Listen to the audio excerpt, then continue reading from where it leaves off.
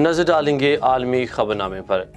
مسجد الحرام ماہ رمضان میں زمینی منزل اور صحن عمرہ زائرین کے لیے مختص ہوگا۔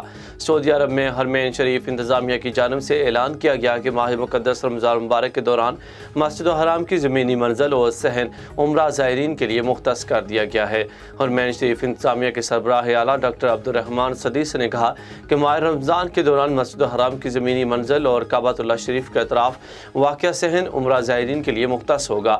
ڈاکٹر عبدالرحمان سدیس نے کہا کہ ماہ رمضان کے دوران عمرہ زائرین کی تعداد میں متوقع اضافے کے پیش نظر مطاف اور حرمین شریف کی زمینی منزل عمرہ زائرین کے لیے مختص کی جا رہی ہے۔ یوکرین جنگ کے باعث دنیا افغانستان کو فراموش نہ کرے۔ اقوام متحدہ نے دنیا سے اپیل کی ہے کہ یوکرین کی جنگ کے باعث افغانستان کو فراموش نہ کیا جائے۔ اقوام متحدہ کے ترقیاتی پروگرام UNDP کے سربراہ نے بین الاقوامی برادری سے اپیل کی ہے کہ وہ یوکرین کی جنگ کے باعث افغانستان کی صورتحال کو فراموش نہ کرے۔ اس ادارے کے سربراہ نے یہ اپیل افغانستان کے اپنے 2 روزہ دورے کے دوران کی ہے۔ انہوں نے کہا کہ اس وقت پوری دنیا کی توجہ یوکرین میں جاری جنگ پر مرکوز ہے، تاہم ضروری ہے کہ افغانستان کے ساتھ عملی اظہار یکجہتی بھی جاری رکھا جائے۔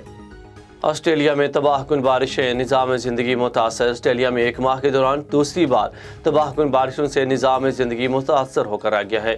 غیر ملکی میڈیا رپورٹس کے مطابق 24 گھنٹے کے دوران لزمور میں 400 ملی میٹر بارش سے دریا بفر گیا۔ سڑکیں ندی نالوں کا منظر پیش کرنے لگیں۔